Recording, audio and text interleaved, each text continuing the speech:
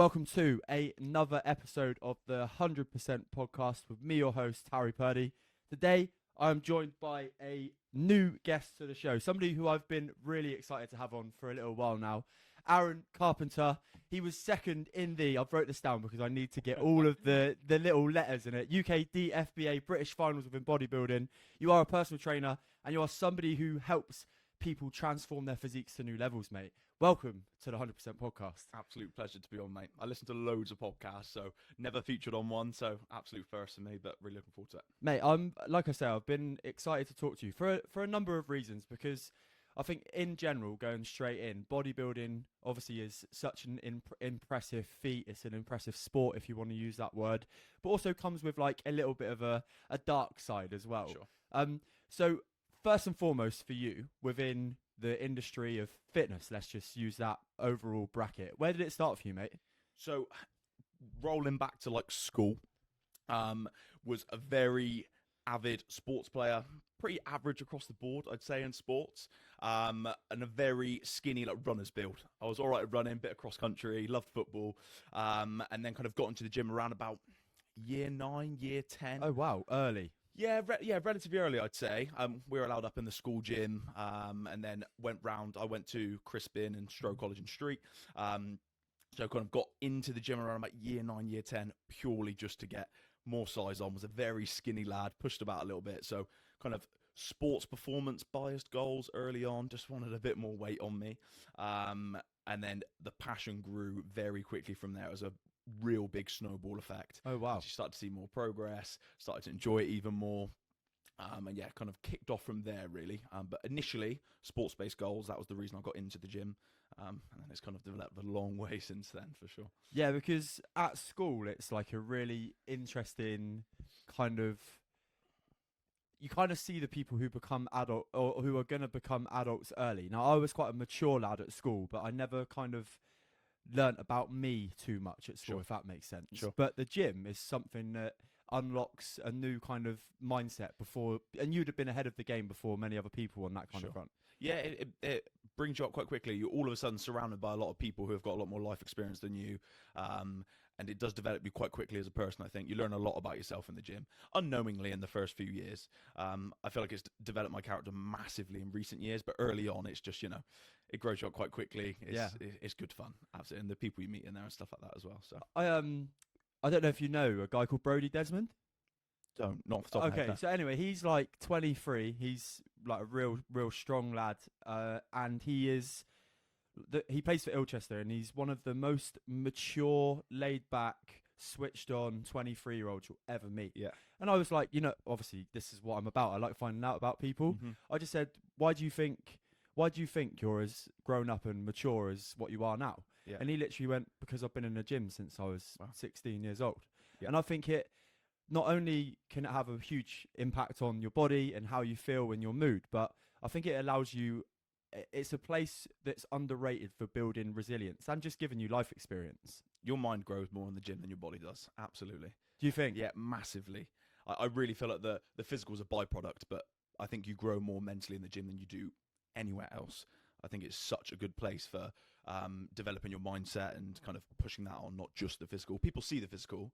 You don't see the mental developments a lot of the time, but I think that was probably one of the biggest things, even from an early age, what the gym actually gave to me is pushing on your mindset and kind of developing that side of things, for sure. Yeah, class. And it's really interesting as well, isn't it? Because you see the kind of, and I don't mean this disrespectfully, but the people who go into the gym for the first time, you'll load a bar for them, or you'll give them some dumbbells, and they'll get, like, you'll say, like, let's do a set of 12. And they've more than capably physically got a set of 12 in them. Sure. But they'll feel that resistance of the weight. Yeah. And almost mentally give up. Rocked. Absolutely.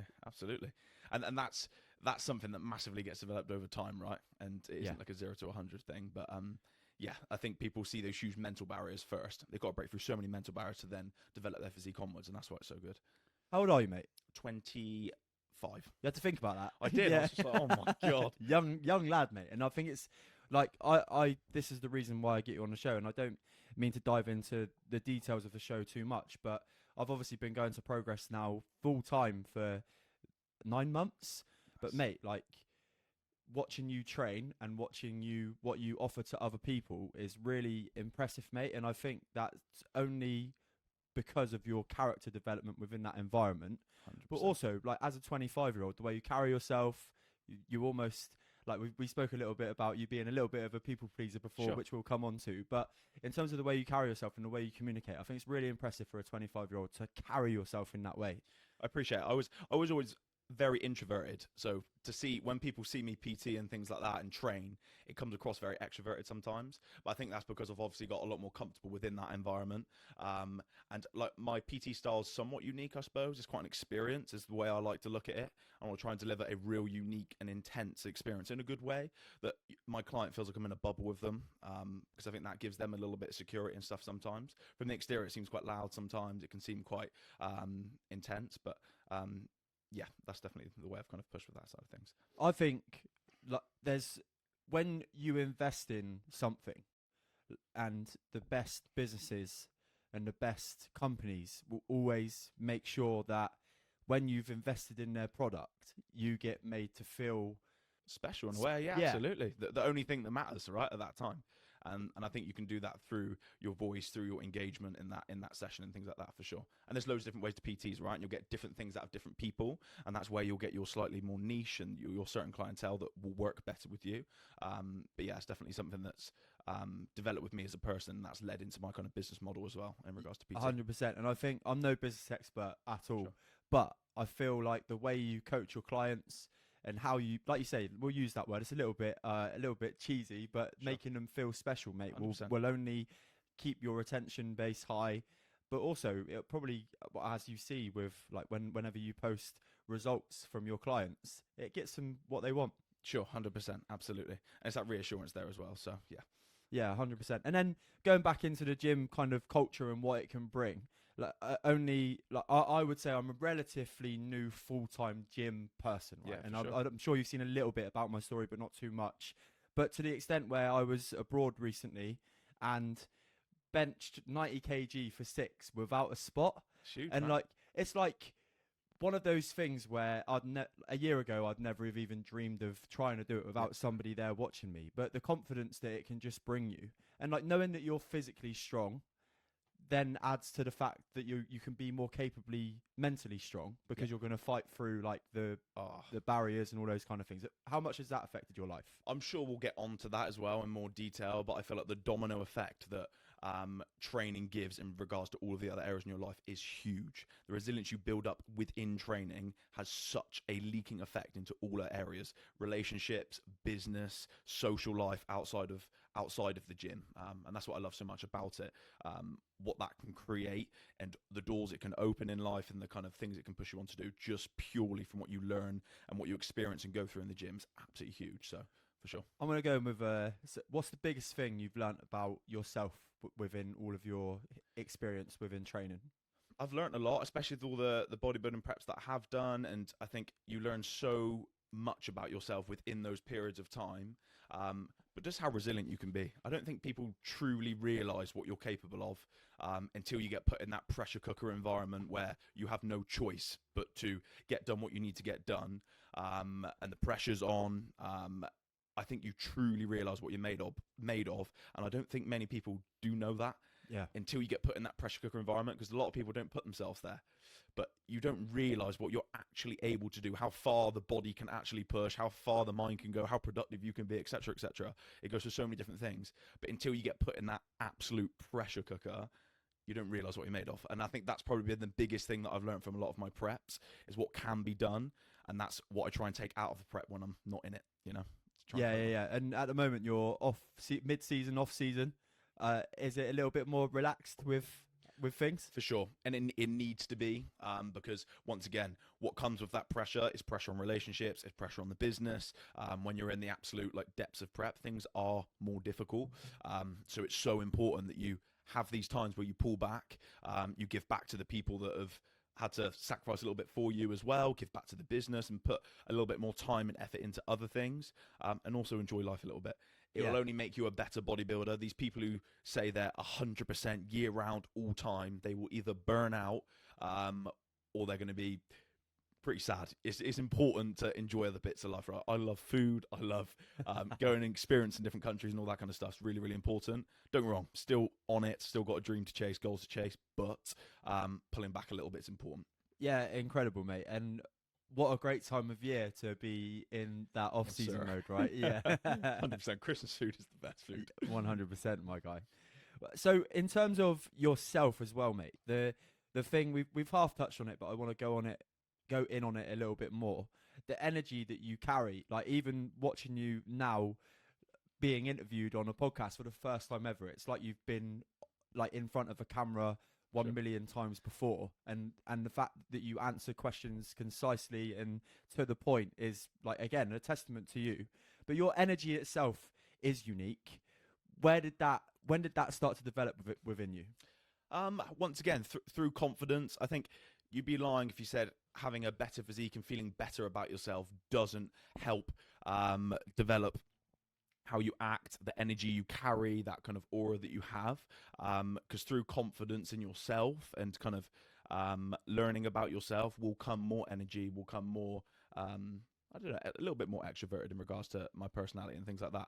I'm still a bit of a hybrid between the two, but I think physique definitely is the foundation for that. And I'd be lying if I wasn't saying that, because you feel better about yourself, then you're going to carry yourself a little bit differently.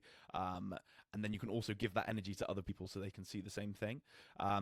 But a lot of the time, the energy you give to people, you get back. So it feels good. If you're giving someone a little bit more energy, a little bit more attention, all that kind of stuff, you tend to get it back and it feels good. Yeah. Like James, I'll give him a shout out, Tostevin, like someone that I've learned a lot of him and how he carries himself, how it makes you feel, and then you just give it back, and then it's just, you know, a bit of momentum, and that feels really good. Yeah, and sometimes, like, I've had James on the show, and I think he's an incredible dude. And again, it's a unique thing. And like, within all of the stuff I do, within my coaching, within being coached, I've developed a way of being more positive around people. And like you say, when you give good energy back or good value out, normally it comes back in some way or another. For sure. When did you start noticing that?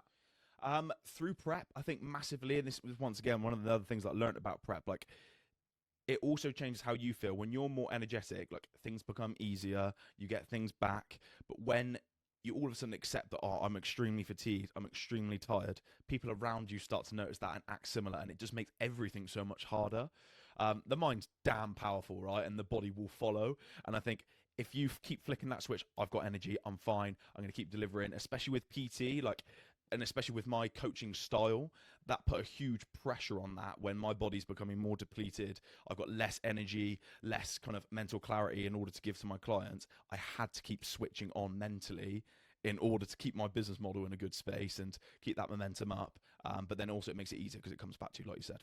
Yeah, and I think it's one of those things that takes a lot of experience and a lot of soul searching to know that when you're in those lower spaces, lower moods, whether you're cutting or just in general in life, like you may be hitting a challenge, Sure. that you can still summon the energy from somewhere to turn up as who it is you want to be. I think what can be a real detriment's quite a harsh word, but what can be a real confidence knocker for people is when they feel these things, they allow themselves to then run on that energy, which then can be like a bit of a counterintuitive circle, right? Because you don't want to feel that way, but you act that way anyway. Yeah. Whereas if you cut it at the, like, cut it at the seam, let's go with that, and then say, right, yeah, I am feeling this way, I am fatigued, I am tired, but I'm still going to turn up to the gym, I'm still going to give good energy, I'm still going to give my time to people. Yeah. Quite quickly you can see the trend of the energy line just like start to take a little rise. Yeah, 100%. That mental energy completely transfers to physical energy. It's nuts what you can get off that, and the buzz you can get off feeling good. And like you said, when you get that reciprocated by people, that just gives you energy as well. So that is a big way in how you carry yourself. And don't get me wrong, I had to put a mask on sometimes. I'd be like, okay, right, it's time to work. I've got to put that on. But once that mask is on as such, like, you almost forget about it. You forget about how you feel, and because you're acting that way, your body follows, and then, you know, you got a lot more energy from it. Mate, the amount of times I've done that on a pod before. Oh, for sure. Yeah, and like I'm like, Christ, like I've got to bring the thunder today. Yeah. But you're like Jesus, I could probably do without it. But then during the episode, you're like in the flow. Not even thinking. And afterwards, and I think that's when you know whether what you're doing is a chore. Or what you're doing is a passion. And I'm 100%. Sure when you're coaching clients or when you're even training yourself, you're like in flow. You're not even thinking about it. Absolutely. Like when you're passionate about something, like I said, it doesn't feel like work. And don't get me wrong, there's going to be times, right? Everyone's human. Everybody's going to have times where they're not feeling as motivated, as energetic, and things like that. But it makes it a damn sight easier when you love what you're doing, and you can see the reaction of the client when they're feeling good about a lift they've just done or the experience you've given them within a session. So rewarding. So rewarding. What are your best tips for people to fight through that kind of training fatigue or let's go with a double-ended question here. So Sure. Those moments in sessions where you hit a bit of a plateau, whether it be mid-set and you're like, I know I can lift this weight, but I'm not feeling as strong as normal today. And then also the pre-session fatigue. I'm not sure I've got it in me today to do this. How do you best deal with those things? I think in regards to the pre-session motivation, you cannot rely on motivation. It's one of the worst things that people kind of fall into the trap of, is feeling like they need to be motivated to get to the gym. But everybody knows, and this is such a cliche thing to say, but motivation is never linear, it's never consistent. It's going to drop. Different things happen in life, right? You can be more motivated some days than others. So relying on that purely is not what you want to do. Obviously, building the good habits, discipline, routine, that's what will carry you through in the long time, right? So I think accepting sometimes you're not going to be motivated. Yeah. That's fine. That's fine. And getting in there and getting the job done still, even if you're not motivated, feels damn rewarding as well once it's done. And everybody feels better once they get in there, right? And then in regards to pushing through sets and stuff when it gets more difficult towards the end, I think making sure your why is big enough, because otherwise you have no reason to push through. A lot of people don't even know what their why is. Why are you in the gym? Why are you doing this? And I think just actually establishing that can go a long way in regards to pulling you through difficult things. Some people's whys will be more important and stronger than others, and that's also fine. Like for someone like an athlete like myself, like my why is damn strong. Like I've revolved my life around that. But for some people it might be smaller, but that's okay. And it's just kind of reminding yourself of that, and that can help you push through for sure. It's always easier for somebody that I would say my why is a little, well, I say a little less than yours. It's for sure damn like less than what yours is, because it's not something I make a living out of, and I don't compete in it. But having something in a diary that ensures that you need to be physically capable really helps. And like if I was to say my one thing, if you're somebody that struggles to just train for the sake of training, having something in the diary that you care about, that you want to achieve, so like half marathons, powerlifting competitions, ultras, which eventually we come on to for me this year, it just helps. It helps things keeping on. And also for like somebody who may be on a less of on the spectrum of being as committed, or I don't think committed is the right word, because I am committed to going to the gym. But I think if you take that away, you know how you can become less energized, less confident. The feeling of having like a fire in your belly can soon disappear. And mate, like I was away obviously for 3 weeks in Bali, and the cravings that you get, like obviously I train 3 to 4 times a week normally, and having that taken out of your routine, I'm not sure if it's a good thing or a bad thing on like the terminology of like just being at peace with you know with yourself, but I missed it, mate. I really did miss the routine of 1, 2, 3 potential 4th session every week. And obviously when I got in the gym over there, you just felt like that energy is so good, isn't it? And I honestly do not know what I would do unless I didn't have goals in place. I'd feel so lost. Like obviously physique-based goals, but business got anything. Like I just feel like in life in general, if you're not working towards something, got goals to tick off, move on to the next thing, I would feel so lost. And I know everybody's different, right? But unless I'm doing hard stuff in life, I don't know what I'd be doing, and I'd feel so lost and wouldn't know what to do. So I think even scaling it back a little bit and just having something in place to work towards, timelines to work down, is so important. I think that's what I love about prep and why people get so addicted to prep, is that end goal. It's that timeline that means so much, and you're working every day towards it. But that goes the same for photo shoots and all other types of end goals and stuff to work towards. I think as well, it's a really important point you make. But my coach, Paul Mort, he talks about in life, people need an animal to hunt, because 300, 400 years, like however many 100 years ago it was, that every day you woke up, it was fight or flight. Like you were going to do something that was going to keep you alive on that day. For sure. And obviously that element of life is gone now. You wake up today, I could have sat around in this house without any danger whatsoever, But number one, your brain will find something to worry about if you don't give it something to For worry sure. about.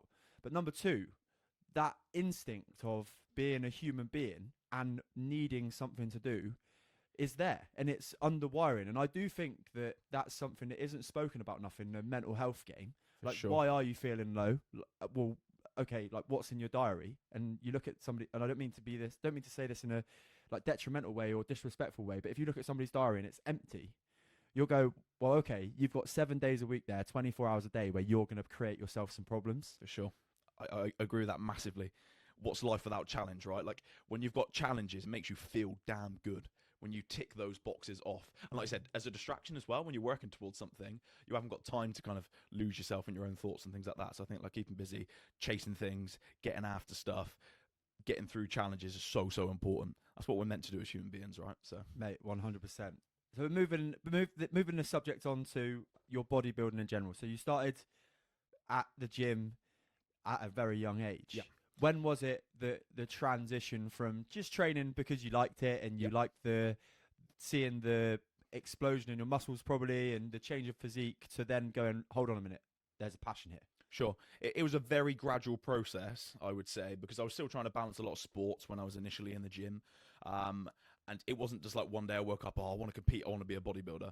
Because I remember looking back at school and like IT lessons at like bodybuilders, I was like, what the hell is that? That looks horrendous. Like some of like the open bodybuilders and stuff. And as I got further into like my progression and years when I started to develop my physique a little bit more, you'll have a few more people typically say, oh, you should think about competing. I'm like, oh, what even is competing? Delved into that a little bit more. Football started to slowly peter off as I started to care a little bit more about the bodybuilding. And then I think I was about 19 and I went to an expedition called Body Power, which is up in Birmingham. Huge kind of fitness expedition, not just bodybuilding, like all types of sports, strongman, all sorts. And that's where I kind of seen my first show in person, seen actually competitors on stage. I was like, oh, damn, like that looks pretty good. I'd like to give myself a go at that. It seems hard, seems like a challenge. I feel like I could do all right at that. Very, very naive going in. I'd done like a very small holiday cut before that, and done my first ever competition, done okay. I was like 5th in an untested federation in my first ever competition, and I put a lot of pressure on myself in that first show. I was like, if I don't get top 3 or top 5, I'm not cut out for this, I'm not going to do it. So I put a lot of pressure on myself. That's probably been very competitive from an early age, but absolutely fell in love with the process. That first prep, I was hooked. And a lot of people will either run away from the sport after that first prep and never go anywhere near it again, or they're absolutely hooked. It's typically one of the two. You're either all in with bodybuilding or you're like, that's the worst thing I've ever done. And I was definitely on the other side of that. Absolutely loved it. It just ignited a passion. I was like, I found something that I'm okay at, that I absolutely love. And I've ran with that ever since, and just finished my 3rd prep. And they were very, very different, wildly different levels above each time as an athlete, and what the end result was and how I carried myself through that, but learned so much in all 3. So yeah, that brings me up to now like 8-9 years and all in, and wanted to go to the top level in the sport now as my kind of aspiration. So started off very blasé about it and just thought, yeah, it looks cool to compete. So now trying to build my life around it and kind of get to the top level of the sport, really. Where does your competitive edge come from? I don't know really. I like family haven't been overly sporty, and as much as I enjoyed sports at school, I preferred the sports and the endeavours where it's individual, where you're on your own, rather than team sports. Like I said, I was very average and kind of had to rely on a lot of other players and stuff in football and things like that. But when it came to individual sports where I am only reliant on my own performances, I seem to lean towards that so much. And I think that's why I fell in love with bodybuilding so much, is because you are relying on absolutely nobody other than yourself. And I think that's why I fell in love with it and loved it so much, because you are in complete control. You're never leaning on someone. You're never relying on someone else's performance or anything like that. So I definitely lean towards more individual sports, I'd say. And I think that's why I fell in love with bodybuilding as such. It's insane, mate. And I think it's interesting, isn't it? Because you now would say that you're more extroverted than you are introverted. And the transition between the two, I think, is normal for everybody. Sure. Like, obviously, you know me reasonably well, like in and around the gym, probably come across as quite an extroverted guy as well, same as you do. But at times, you know when to just take that step back and fall back into that introvert. But bodybuilding allows you to be that introvert. It allows you to be that natural, like almost your natural state. Yep. And I need that. Like, I think if you have always been a bit more of an introverted person, you still need that. You're never going to be a full-on extrovert, right? And that's what I love about it. There's lots of time where you're just on your own, to yourself, in your own thoughts, in training, during cardio, out getting steps in and things like that. And I think that's why I probably also love the sport as well. It can be seen as a bit of an introverted sport where it's so individual. But that obviously ticks that box for me as such. I get the best of both worlds. I love the social side of it as well, and what you get in the gym and the competitors you compete with. Social media now also bringing a huge space where you can network with lots of other people, but still need to tick that introvert box where you're to yourself and kind of get on with it. Yeah, I think as well, I don't know whether you've ever thought about it, but you've almost proven, like I think there's a lot of mental well-being and a lot of mindset is to do with your own language. So obviously if you label yourself as an introvert, you'll tend to fall into that category a little bit more. Yeah. Have you proven to yourself that maybe those labels you gave yourself in early life aren't necessarily something that needs to stick forever? Yeah, sure. I'd never really overly thought about it too much. And once again, I think as becoming a personal trainer as well, that chucked me straight in the deep end. You can't be, I don't say you can't be introverted. You absolutely can. But when you've once again got forced, you've got to drive your business up. You've got to start earning money. I don't mean to butt in, but let's rephrase it, right? You cannot be a successful PT if you're an introvert. I don't think. It makes it a lot harder to get clients. I think certain people will lean, like certain clientele, once again, you'll have your niches, you have your clientele that will lean towards someone who's a little bit more introverted, right? But I think to get your business off the ground and get it running, you need to be extremely personable. You need to go build relationships with people out of nowhere. And that forced me to, once again, change my character a lot and develop me as a character to try and get your business off the ground.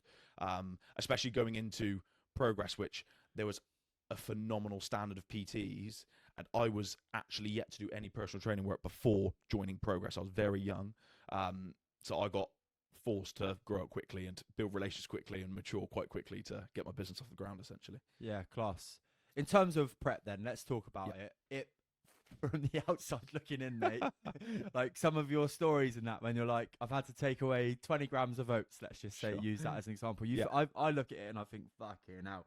Like, obviously it's not the kind of client that I would attract to take away that amount of food and go down into that zone. Extremes. You must hit some proper fucking depleted levels of energy. Like, I know we've spoken about it a little bit, but I'd really like to find out how low you can go and how you deal with it personally. Sure. It's an unhealthy sport at its extreme. And I think any sport at the extreme level is unhealthy. So you've got to bear in mind the levels that I've got to. I'd never be pushing a client there unless they had competitive desires and competitive goals, because it makes no sense. You've actually got to recover from preps because of the demand and what you put your body through. I'm sure we can touch on it. I've done my blood work after a show and it was some pretty wild results on there. Yeah, I'd be really interested to talk about that. Yeah. So, you push your body to the absolute extreme, and there will be people who have probably gone even further than I have, right? And I think every single prep that you do, you realize there's that little bit more. There's that little bit of a higher level you can take it to. And this prep this year was definitely levels above where I was in the first two preps. You get down to some extreme levels of body fat where you're getting down to that survival instinct where your body is trying to fight back. It'll start shutting down certain processes because it is trying to survive. And you keep pushing your body past that instinct in order for it to essentially keep eating itself until it is fat-free. Essentially, that is in the essence of it what it is. So you're pushing yourself very, very far, and that's where that kind of, you need a strong mindset to do that, because your body will keep giving you signs to stop. It will keep giving you signs to stop losing body fat. I'm going to die here. And this is where you need a damn resilient mindset to keep almost ignoring those signals and keep pushing past those points in order to get to the goal, right? And that sounds so negative on the whole. Like, but it's extreme, mate. I think it's not labelled as an extreme sport, but should be. Yeah, I completely agree. I completely agree with you, because it's not a normal thing to want to go that low with body fat levels. Sure. It's not a normal thing to want to restrict yourself to those level. Degrees. Yeah, absolutely. Yeah, food got very, very low. Expenditure got very, very high. And this is so person dependent. And I've seen it through loads of different clientele myself, and just seeing through other competitors. Like, some people have to do a hell of a lot more than others. Some people, once again, genetics plays such a wild role in bodybuilding, more so than probably any other sport, other than like basketball maybe. Yeah. But it plays such a pivotal role, and you will see so many different case studies of what people have had to go through in order to get fat-free, or very, very low levels of body fat. And mine was a lot more extreme this year, I'd say. I got calories got down to like 1,700, and then 1,900 on a training day. But then you've got to bear in mind, on top of that, I'm on my feet all day with PT. I'm doing 14,000 steps a day, best part of 45, 50 minutes of cardio a day, a hard training session, all on that amount of fuel. Pretty crazy. And once again, that opened my eyes up to like what I could actually survive off, because if you told me at the start you had to get down to 1,700 calories with that much cardio with that many clients, I would have been like, there's no chance that's happening. When you get there, you make it happen. You absolutely make it happen. And it opens your mind to what the body can go through. My body started fighting back, and it, once again, without going into the nuance of all the different fatigue management things you need to put in place to get yourself there, it isn't just a linear line of we just keep pushing you until your body fat comes off. Your body's going to fight back. You've got to make manipulations. You've got to implement different strategies with refeeds, etc., etc. But it is mind-blowing what the body can put up with and how much you can put it through to get it to those levels of body fat. I think it's really interesting as well, because one of the most common elements of bodybuilding that spoke about is the negatives that it can have on like the female reproductive system. Huge. And I'm sure most of the listeners know about it, but basically girls or women can lose their periods if they go into that extreme, right? But it's never really spoken about too much what effects it can have on a fella. For sure. So what are the things that you notice? Like, obviously your body, you notice those things of your body fighting back, but what are is it like brain fog? Is it a little bit of like anger? Those kind of things? I think for me, like, once again, it's exactly the same as your body trying to keep itself alive, right? So that's the reason the female's reproductive system shuts down, because the body thinks, well, if you're not in a state to look after yourself, how are you going to look after a child coming into the world, right? So your body will think, right, let's shut that down and save energy, because that isn't happening. Yeah. You need to keep yourself alive right now. So for yourself, like, sex drive absolutely disappears. Once again, person dependent on how that affects the person deep in prep. Energy levels, brain fog for sure. I think I love the productivity that prep brings because of the routine, the structure, the ticking the boxes, the momentum. But when you get into the absolute depths and you simply have not got enough fuel to process, like, you will get a lot of brain fog. For me, it's just like extreme levels of fatigue, for sure. I think because you are accumulating so much fatigue as you try and drive those last bits of body fat off. What that carries, like inflammation around joints and things like that. But I'd probably just say energy levels. That's the thing that takes a real hit. And that obviously then leaks into how you are as a person and where your focus is. It's mental, like where your head goes when you are in that survival level of body fat. Like, it's all about food. You forget about like relationships, how you deal with people, and it's crazy. It genuinely is crazy. I get more excited at a bowl of oats or like a small bit of food than I do like a joke someone's made. Like, it's crazy. Like, my attention levels are so much lower. Like, I'd easily be able to sit and watch through a film or a podcast or something, but when you're deep in prep, absolutely no chance. So yeah, it's mental. There's lots of different things, and I don't want to make it seem that bad because there's a lot harder things out there, right? And I always got to take a step back and realize it's a choice. You are choosing to do this, and that's why I was very aware going into this prep this year. It's like, it's always a choice.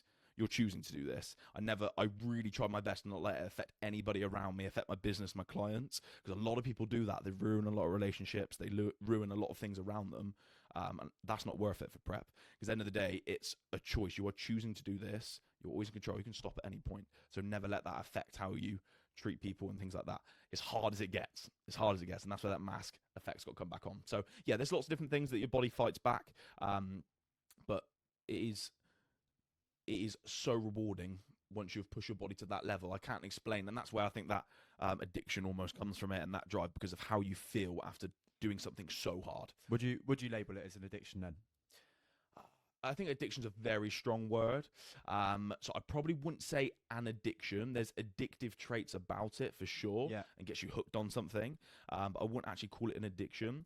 But I think there's definitely so many good things about it. Like, once again, I know we're talking some negatives here, but how it makes you feel, how it builds you as a person because of how hard it is. Once again, that circles back to doing hard stuff. Mm. I can't tell you how good it feels when you get your Mate, your body to that level. 100%. And if you're listening to this and you've not seen how Aaron looks during the, let's just call it the British finals without going through the, Really disgusting. yeah, it's incredible, mate. Like, it's not something that I'd ever look at and go, I want to give that a go. Absolutely. But I look at you and your physique, and it's fucking impressive. And without sounding cringy, it's like action. You're like an action man, mate, aren't you? And it's wild until you look, when you're in the depths of it, you don't see any of that.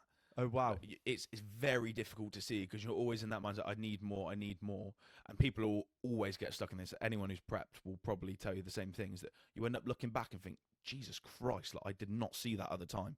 I remember checking photos, you're picking your faults because that is the sport of bodybuilding, right? You're always trying to pick your faults, trying to improve your weaknesses, etc., etc. And you don't really see what probably other people are seeing. And you get back and you take a step back and you look back, and I can be damn impressed this year of like what I achieved, and I'm not. I don't mind saying that as well. Like I'm damn impressed, but at the time I wasn't, and it's crazy to say that. It wasn't until I look back, I'm like, Jesus Christ, like I actually managed to achieve that level. But it isn't until you come out the other end that you realise that. Yeah, and I think that's the question that I've got, right? It's like you say, you pick your faults within your physique and all those kind of things.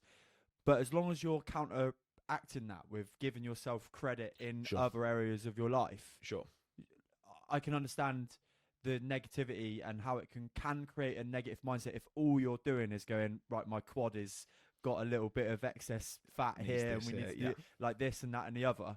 But as long as you're going, okay, but I've managed to tick off a week's worth of prep and hit all my sessions, I've made gains here, I'm getting stronger here, and those positives you notice. Is that something that you do subconsciously, or do you make an effort to do it? It's so subconscious, I think, for me. Like once, and this is different, and I'll act very different with clients when that needs to be rewarded and kind of acknowledged when they do things well. I think that's really important.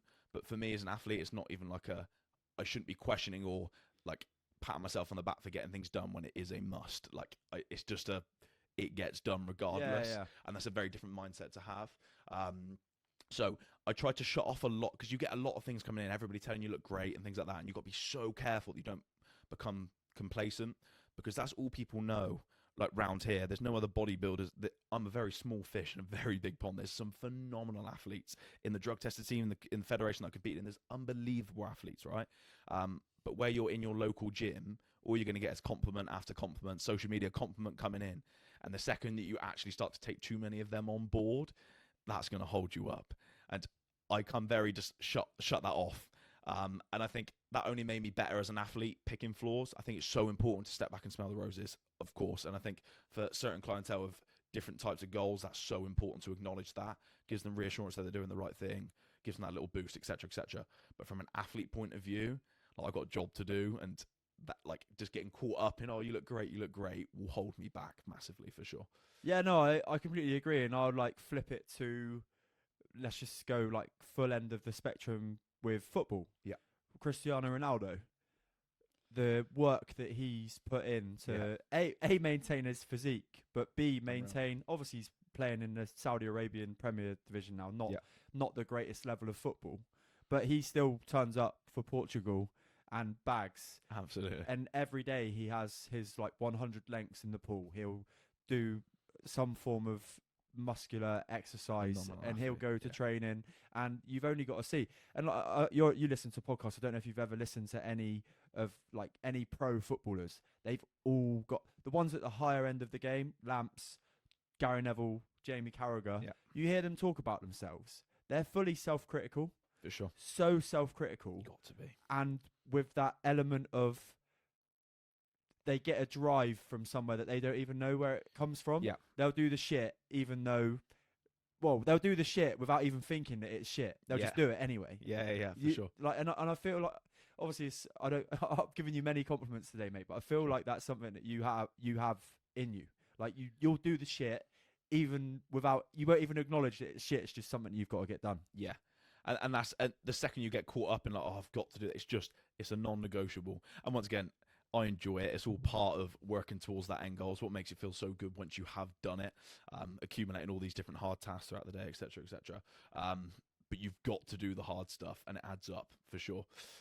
So yeah, you've got to be pretty resilient for sure. I think through preps and times like that, there's gonna be lots of challenges, lots of things that'll prop up. So you just get those things done. I don't think about them too much. Some people will probably put a big conscious focus on it, but you just gotta get it done. For sure. Class. Tell us, you did a story on it. You got your blood work done professionally after your most recent competition. Yep. Did it surprise you? How was it negative or? Once again, like I was aware that they weren't going to be great. Right, I've just pushed my body to survival levels of body fat. Right, and I think it's so important that people get blood work done. I think you can learn so much from blood work, and I think going private and getting like full panels done, even if someone just does it once, just to see where they're at, I think it's so important. You can learn so much off of it. It's what's going on inside your body, right? So I'd done it a week after my competition prep, so I was still in an extremely depleted state, yet to get much body fat back on, and I was quite surprised at the results and what I put my body through. Now, they will recover with body fat, with bringing your body weight back up. They will absolutely come back in range. And nothing was crazy, but my hormones, where I pushed my hormones, how suppressed they were, was crazy. So my testosterone, for people who don't know the numbers, typically a healthy man should be anywhere between 8 nanomole and 30 nanomole per liter. And typically your average male, especially if you train, you're healthy, you're at a good body fat level, you should be around that 15 to 20 nanomole. I was at 1 nanomole, which is less than what females produce. And you mentioned the drop in sex drive. Yeah, you can quite clearly see why then. Absolutely. Yeah, absolutely. And not only was my testosterone down, my estrogen was down, like all hormones were suppressed. Because your brain just, your body just didn't want to produce them. Absolutely, it's an inability to, like, you produce hormones through like food and getting like correct nutritional intake and things like that. So my body probably had an inability to do so. And once again, like people who like suffer with depression typically are lower testosterone. And the fact that my body was able to get to that level of body fat and keep hold of muscle tissue with hormones that low blew my mind. Like that was so low. Like 1 nanomole's wild, like absolutely wild. And it definitely explained the way I felt. For sure. I remember, like, in the post-show period, like, I got off the leg press and I could have cried, and I don't even know why. Mate. I was just like, why do I feel so emotional? It's like, my hormones were in the gutters, that's why. So, once again, it just highlights how extreme the sport is. They will absolutely recover, and I'd be confident in the middle of, like, a off-season, they'd be in a phenomenal spot because of how much we take care of our sleep, our recovery metrics, our training, our nutrition, where we place such a high level of attention on those things. I'd be very confident all my hormones would be in a very good spot, all of my other markers. But it just goes to show that to get to those extreme levels, your blood work might take a little bit of a hit for sure. Yeah, definitely. And I think, mate, when you put yourself through the mire, let's just call it the mire, even though it has a positive end of it, I've experienced that, mate. One on a high end of the spectrum with the ultra marathon, but B on the low end. And I think I've mentioned it on my first proper trail training run. Yeah, I did 16 miles of the Weymouth coastline from Weymouth to Durdledore. Found out that it was the day that I found out that my body just, like, I lose all of my salt intake. Yeah, and I had nothing to replenish it on the day because I just didn't think about it. Yeah. Well, yeah, just had no idea. It was the biggest lesson I could have ever needed. And I got halfway. I got to Durdledore, and I've like just trotted up this little hill, and my hamstrings and my calves have fully like gone cramp. Hamstring cramps are the worst, mate. And honestly, I was stood there, and I had food and a bit of drink, and I was like, I've got to get back. I've got to go 8 miles the other way. And 8 miles doesn't sound like a lot, but if you know that route, it's incline after incline, and not just like Ham Hill incline. We're talking like it's cliff-based stuff. Yeah. So anyway, I did it, and somehow I did it. I was like, I experienced cramp in my body that day in places that I never thought I could even get cramp. Yeah, it was.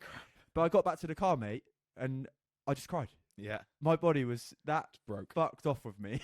Yeah. My brain was that annoyed with me, but then, like, I learned all of the lessons. I still didn't even on the day, I still would get levels of cramp, even taking I can't sodium. Yeah, no. Yeah, probably electrolyte. About sodium Yeah, is an electrolyte. Yeah. Yeah, I can't even think what I've like put it to the back of my mind now. It was but I had like I was taking the maximum amount that they would like Prescribe give. or whatever, Yeah, yeah.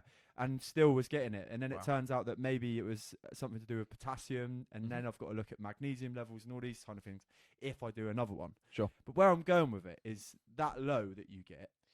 Yep. It equates to something which is an exponential high. Oh, So the sure. results that you get, like we've spoken about how you looked with crossing the ultra marathon finish line, for me, a high that I never thought I'd ever experience back when I was 23 stone. And then, but then what's interesting about all of this, when you're chasing something that's difficult, you're like, okay, I've done 43. I can't remember how long it was. It was long. It was a far distance. Yeah. What's next? The next goal. And you've got to be so careful. And this is something I also wanted to really try and carry out this year, is trying to be as present as possible in those moments where it is all happening, because it happens so quick. You got to think, especially like from a bodybuilding point of view, you spend 6 months prepping for a show and it lasts all of 5 to 10 minutes. Yeah. That's mental. Yeah. When you look at it in that way, and it's so important to try your best to be present during those times, because that's what you've worked for. Rather than think, right, what's the next show? What's the next goal? What's the next timeline? Because everybody, especially if you're quite a highly motivated person, you're always thinking about the next thing. And then before you know it, you look back and you're like, oh, did I really experience that and like truly experience it? I think that's so important. And it's something I tried to do this year. And it can be quite difficult to do because it goes in a blink of an eye. But it's something that I really told myself this year, is like, be present on these days, because you've worked so hard for it and worked for such a long time. You can deal with the next goal in a minute after, but just soak this up. And that comes again for like anything, like games, when it comes to the football, all that kind of stuff. Soak that stuff up, because they're lifelong experiences and lifelong memories that you're creating. The last thing you want to do is think about the next goal and then just be, oh, what actually happened? Did I compete? Did I work towards this thing? So yeah, that's important. Both are important. I hear you, mate, as well, because that is, if I was to say I have any, you shouldn't live life with regrets, but if I was to have any regret from the ultra, is I honestly didn't take any of it in. Sure. None. Because I'd worked that hard to get there. On the day, it was about, like, obviously the hydration levels, keeping my electrolytes up, making sure that I was fueling, making sure I was keeping a track on my timings, making sure I was hitting the cutoff points of all of this beautiful scenery, all of the people that would so much. I feel like, because I'm not like it. I like you strike a conversation with me any other place in the world. Yeah. At that moment, I just wasn't interested in other people, and that sounds really bad. Like, and I did have a couple of chats with people, but I was just so not in it. Not in those chats as such. Yeah, and that's why I will do another ultra next year. Nice. Because I want to prep for it in that mindset of, I'm doing this. I don't think I'd ever use it competitively. It's just a motivational thing to say, right, how far can you push your body? Yeah. And how low can you come from to then get that height? I think that's the question of putting yourself through all of these things. Like, and when it comes to life, like, you come through challenges, and sometimes I think you have to put them in front of yourself.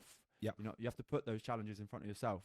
But when I do the whatever it may be next year, whatever ultra I choose, I'm going to make a conscious effort to take my time to look around me and take it all in, because you're so right. When these things come around, whether it be cup finals, competition days for you, running days for people who compete with their running, or powerlifting competitions, which I've done as well,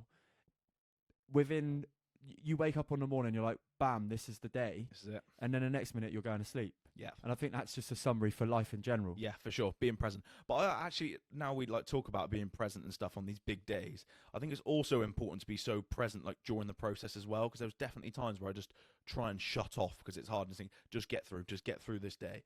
But I think being present when things are hard and stuff is really important as well. Like, feeling those emotions of when it is hard, when it is good, rather than just trying to shut off and get things done sometimes. Agreed. And one thing I would say is, like, I would be with running, it's easier to be present in those preps. Yeah. Because you've got, well, look outside kind of thing. Yeah, you've got for sure. so much that you can have your attention put on, like I don't know, like a buzzard in the air, or you see a herd of deer in the distance, or whatever it may be. But it must be so hard for you to stay present in those moments, because it literally, I know it sounds, I don't mean to talk down on No, it, but no, no. sometimes, like you say about the excitement about a bowl of porridge. Yeah, it's like, wild, isn't it? Like, every meal was an experience, and I was very present eating. I'll give you that. I Yeah, was very nice. present eating. But I think through some of the more challenging parts of training and cardio and things like that, it's very easy to shut off, to put this music on, zone out, try not to think about what you're doing. But I think it is important to be present, because that's where you get those true vivid experiences, and you actually feel the different emotions of the day, especially on the day. There's nerves, there's all these different types of things involved, right? So I think it's so important, and then you can set your next goals after. Once it's all said and done, the day's done, that's when you move on to the next thing, right? So kind of last thing on the bodybuilding front, I think it's a question that I've had lined up, and I've been trying to find the words to how to ask it. So I'm going to ask it in this way: is within the fitness industry, Yeah, there obviously is a huge a huge element of it that is related towards the best physique, how you look, Sure. all those kind of things. But also, there's also an element of the fitness industry that talks down on bodybuilding Yeah. as the unhealthy. sure. It creates a negative mindset.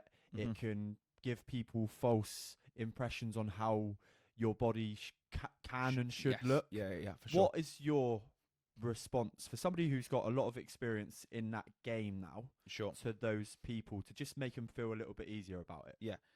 As with anything in any sport and any endeavor, there's going to be pros and cons to all of it, right? And where it is such a visual based sport as such, it's like a beauty pageant, right? Yeah. Like, I think a lot of people can thrive off that, and I think it brings people so many good things, working towards something, working on themselves.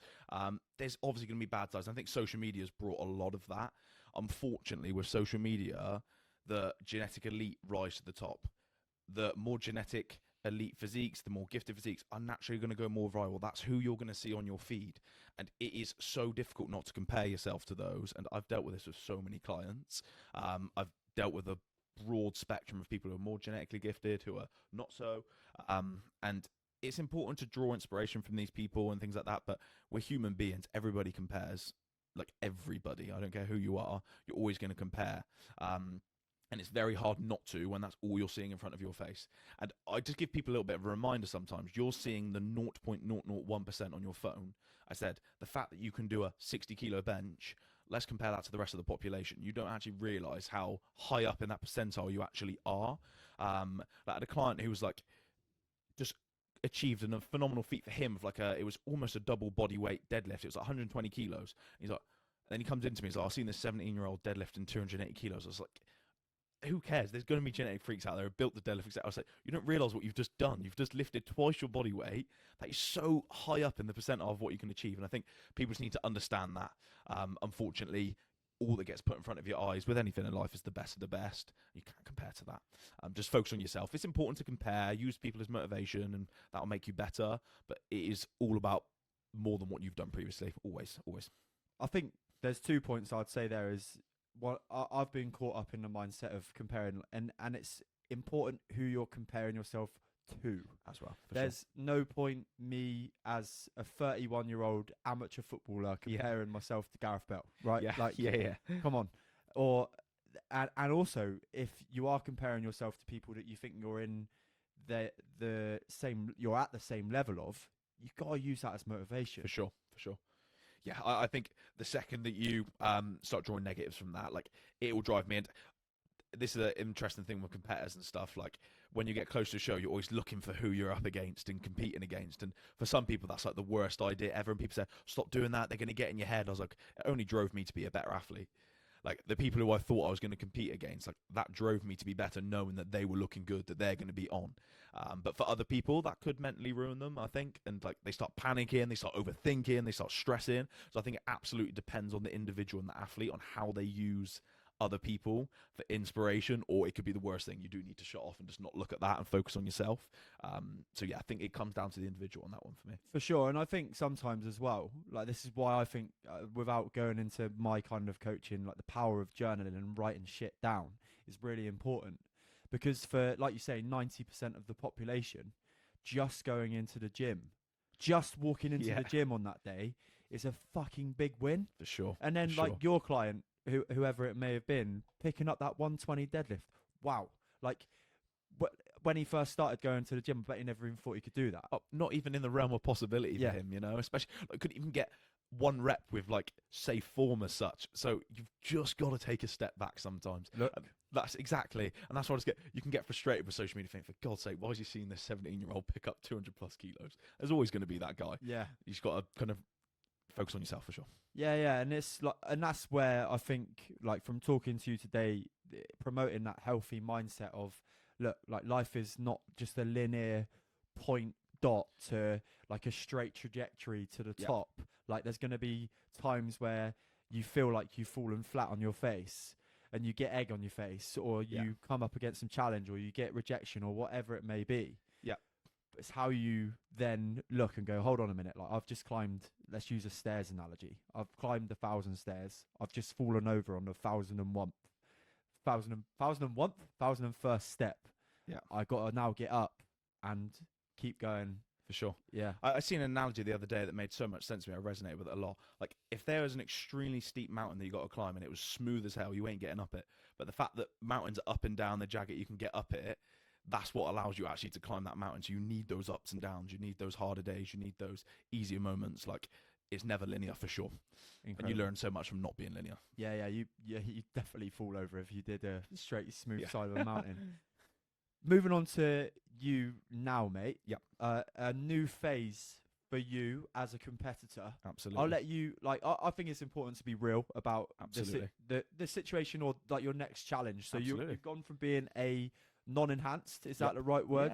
Yeah, competitor, yeah. to now taking some enhancements Yep. to improve, like, strength, I'm sure, is Absolutely. a huge thing. Yeah. And then eventually Push on. looking huge on stage. Sure. So with any extreme levels of sport, once again, you're going to have to take risks to get to the top level of any sport, right? And I wish it wasn't part of the sport, but unfortunately, to get to the top level of bodybuilding, it will require performance-enhancing drugs. And it's something that I wanted to wait off for as long as possible, because it's a lifelong decision. A lot of people don't realize that. And making that decision, I see so many people make such a flippant decision to start performance-enhancing drugs, and it's wild. It's crazy, because they don't realize how much of an impact it can have. So I wanted to make sure that, number one, I was mature enough. Number two, that I was in the right position in my life to do so. And number three, that it meant so much to me that the risk versus reward ratio was in favor. And I think that's what it comes down to at the end of the day. Is the reward high enough to take those risks and put my body through what I'm going to put it through in order to get to the top level of the sport? So I'm very glad I waited until I was 25 to do so, because I felt like I was in the position to make the right decision. And it's part of the sport, unfortunately. And it's something that is getting more talked about these days, which I'm glad about on one front. I think it's good and it's bad, once again, like with anything with social media. I always want to be honest. Like, I will never lie. Once again, I don't want to set unrealistic expectations for people. I've achieved what I have naturally, and I didn't reach my natural peak. That's another thing I want to say. It'll take another 10, 15 years to reach my natural peak. Yes, results would massively slow off by that point. But in order to create the career that I want to, probably the time now to do so. I see it as like a 5 to 8 year window to make shit happen and try and get to the top of the sport, and just a short window of time where I'm going to put my body in under a little bit more stress. I think on the whole, as bodybuilding, like, we have lots of healthy endeavors and habits. Like I said, we nail our sleep, we nail our nutrition. I don't typically go out much and drink much or delve into recreational drugs. Like, pick your poison end of the day. I think if you are going to do something, just don't go and batter your body with loads of other stuff. I train very well, eat very well, so I'm willing to take that slight risk for the next 5 to 8 years to try and make a career for myself, build that platform, and achieve what I want in the sport, and try and get to the top level of the sport, because I'm living my dream, chasing that goal, and that slight risk to allow me to chase my dream for the next 5 to 8 years, like, I'm willing to take that, essentially. I think what's impressive is you kind of, from a neutral, let's call me a neutral, the interviewer, you hear about the downsides of enhancing drugs and all those kind of things that go along with it. But just posing that question to you, you can see the thought process that's gone behind it. And the fact, I think, which is incredibly healthy, is you've gone, this is a window of 5 to 8 years.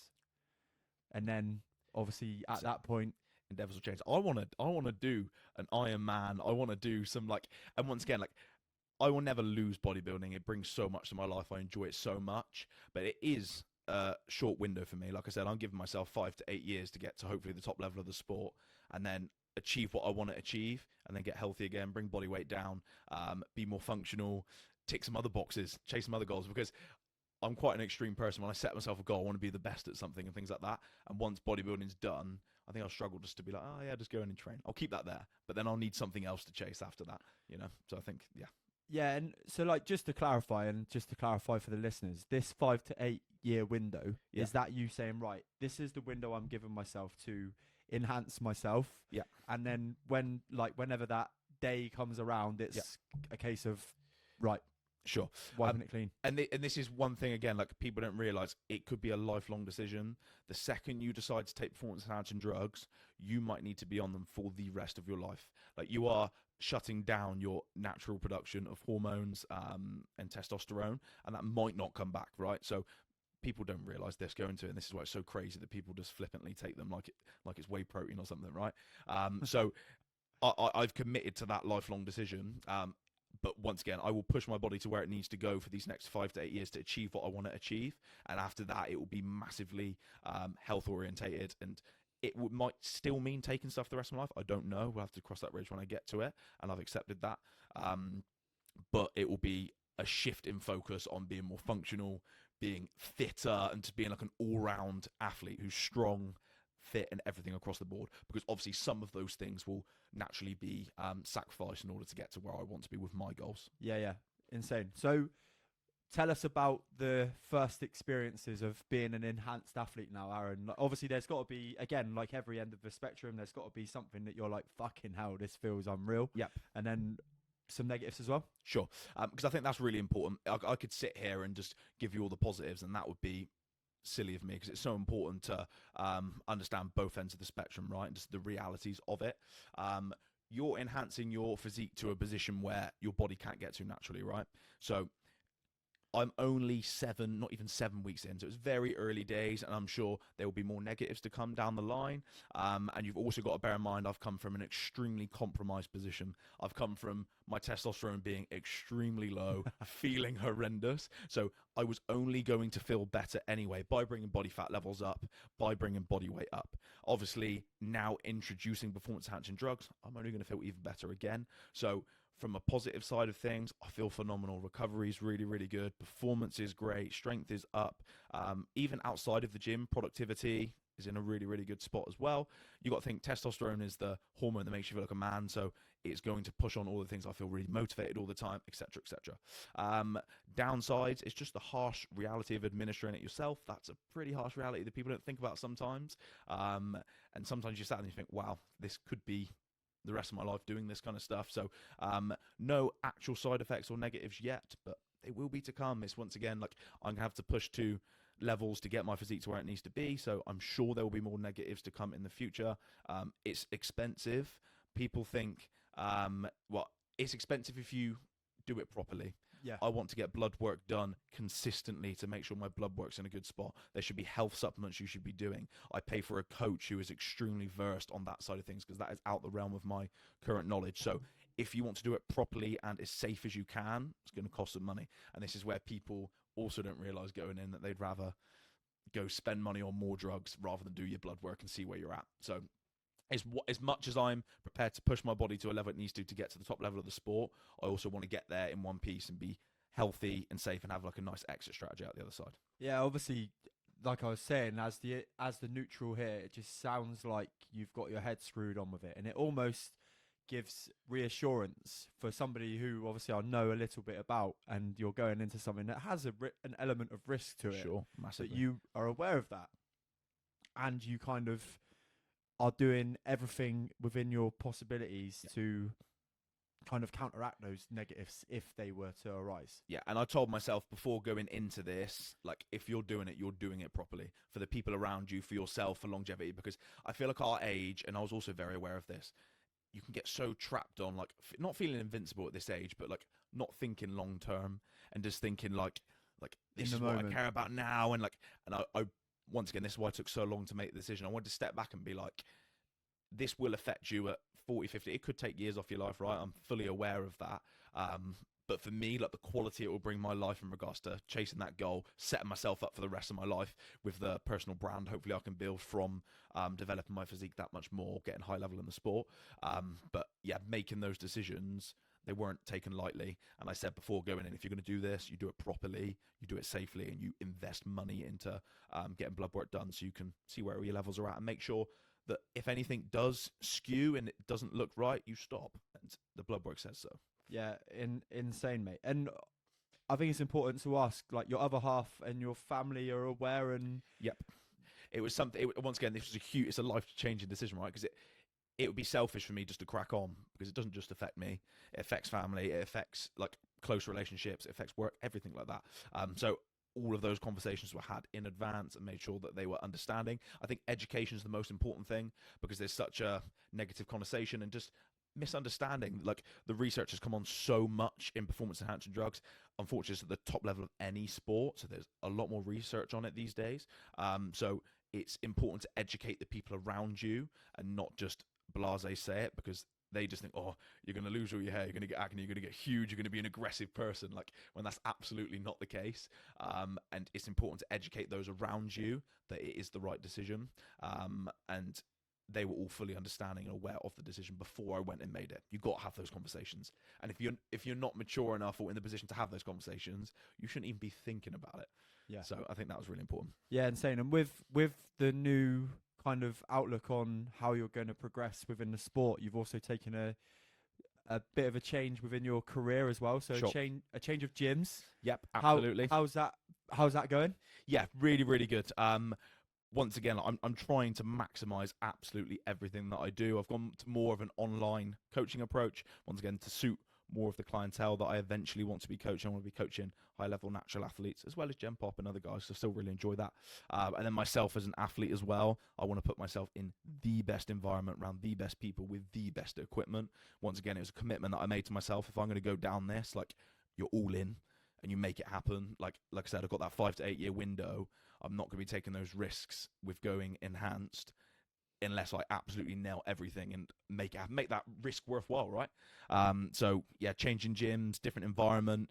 It's a nice fresh reset for me, and feeling really, really good so far. So I'm enjoying training. I'm enjoying the start of this new journey. It's extremely exciting knowing that I'm working towards my, like, proper dream now, because it was always in the back of my head that natural bodybuilding, I enjoyed it and it was still my passion, but it wasn't the end goal, and that was still, like, at the back of my head. But now I'm, like, truly chasing the dream.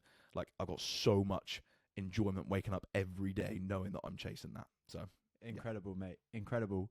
I think, like, we've been rolling over an hour, mate. I've just got like 2 questions that I ask every episode. Sure. Anyway, but one more that I think is really important to touch on.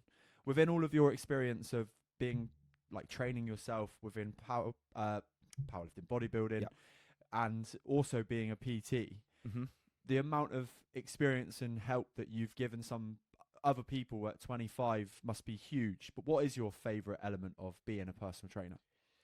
I think I love the social side of it, right? But I think it's genuinely, like, the transformations that give you the most joy are the ones that you don't expect.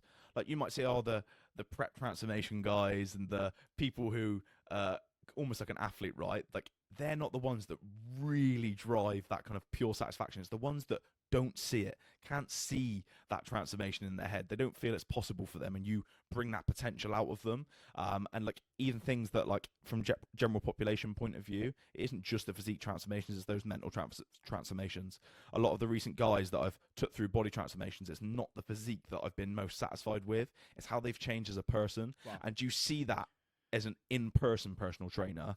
Like, some of these guys, like, I can see them having way better relationships with people. I can see them more confident in themselves. And that is so rewarding as a coach. See someone change as a person, see their mindset, their aura, their personality develop, not just the physique. Like I said, we said that's a byproduct. And that's what I'll post, right? A lot of the time, that's what social media sees. But I think as a coach, that has been the most rewarding and eye-opening thing. The relationships you build and how they change as a person, not just as a physique, for sure. Great answer, mate. I love it. So I always end the show with these 2 questions. The first one is, we've spoken a little bit about it, but let's just say 3 year, like, what's next for you? Yep. So I want to continue building my personal brand off of trying to get to the top level in the sport. I'd like to think within 3 years, I'd like to turn pro as a bodybuilder, and that'll just be that step closer to the pinnacle of the sport, which is the Olympia, and getting on that stage. So within 3 years there, and I'd like to just continue building my coaching business, possibly have coaches working under me, and just continuing to work with excellent individuals who I love working with. So I almost feel like I'm living the dream now, right? And it's important to still strive for more, especially in my own endeavors, but in business, yeah, just keep working with more amazing people, get a load more people on stage. I've got loads of people competing this year, so Ooh. start to put my name in that scene and try and get some results for them, right? So, Mate, at 25 to have your own clients going and competing is fucking impressive, I will it's say. awesome. Yeah, sick. And then Blessed. final question, mate. Yeah. It's like it could go anywhere, to be fair, but I love asking this question. The greatest bit of advice you've ever been given? Oh my God, on the spot.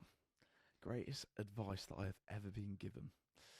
I think just to chase your dream. When you find something that you're passionate about, almost evolve your life around that. Yeah. And I think that is so important because that will give you so much enjoyment. Like, what do we spend most of our life doing? It's like working, and it's like hobbies and things like that. And if you can create a career path around something that you're so passionate about, my God, the fulfillment and the enjoyment that can bring to your life will be huge. So I think that would probably be my best bit of advice. Is when you find something you enjoy and you're passionate about, absolutely go for it. Make a career out of it. Try and get to the top level of whatever that is, and just be the best you can be at that thing that you're passionate about, because the amount that comes back from that is just tenfold. So Incredible, mate. So wrapping up the episode, where can people come and find you and find out about your coaching if they would like to? sure. So my personal page is Aaron_aesthetics on Instagram, and then my coaching page is evolve.p.t. So you can find me on Instagram there, and then YouTube as well, Aaron Aesthetics on everything pretty much. Sick, mate. It's been an absolute pleasure to have you on the show. I've got to know you better. Like, what a It's fucking been awesome. like, honestly, mate. The drive, the passion that you speak with, and the knowledge as well that you have has been really good, mate. I can't wait to get this out because I've really Sir. enjoyed. Like, honestly, mate, it's been one of the best face-to-face interviews Really I've done. enjoyed it. So yeah, it's been sick. If you have enjoyed today's episode, please go over to Apple Podcasts and Spotify and drop a 5-star review. It goes a long, long way to helping the show. And if you are watching on YouTube, hello, make sure you click the like and subscribe button below, because again, it helps the algorithm and will make me and Aaron very happy. I'll see you here with a new episode every Friday. Take care.